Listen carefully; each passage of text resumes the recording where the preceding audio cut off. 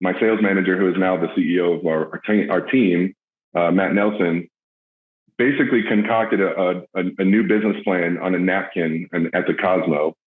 And we were trying to figure out how to keep what you just said, how to keep the dependent, interdependent, everybody happy. Yep. And so that's when the team became a team brokerage or a teamerage. Yeah. Because we needed to have the ability to pay people what they were worth, but also bring in new people and train them and get them what they needed to be successful.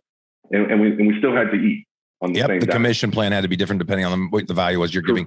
And for everyone listening right now, man, this is gold, because this is the struggle of teams. This is the biggest struggle, is how do you keep Bonnie, who's been with me 9 years and she's making $800,000 a year? Why should Bonnie stay with me? What's the value add?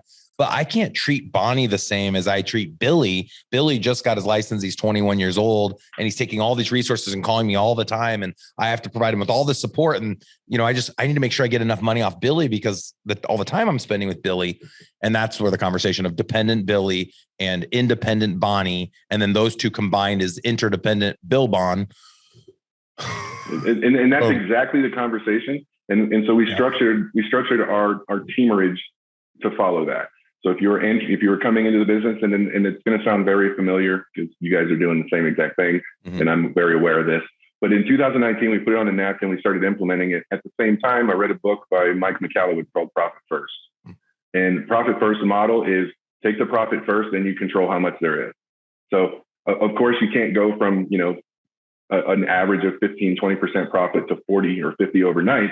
So I just started pulling out 10% at a time. I would pull out 10% and hide it from myself. I'd put it in a separate bank account. Just did that over time, increased that up, got to where it was a 40%. And in 2021, ended at 49, basically because the market got better, prices went up, everything got better from a GCI standpoint. Awesome. And so profit first, building the bench, doing the interdependent, independent models really helped us meet people where they were. And I'm going to give you another kudos. The first time I came to Omaha, it was for the small event. The team building workshop? Team building workshop at your office. The first time you met me, the first conversation we had, you asked me about my transaction count and you asked me what I was struggling with. And I remember this very moment. I've been hovering at the 300 mark for a very long time. And you said, oh, that's simple. Just get more agents.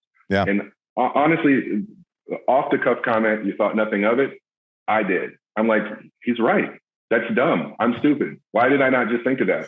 If I could just scale this with more people, and I had the systems and the people in place to help train them and get them what they needed, and I had the leads, because that's what everybody forgets. You got to have those leads to make it work.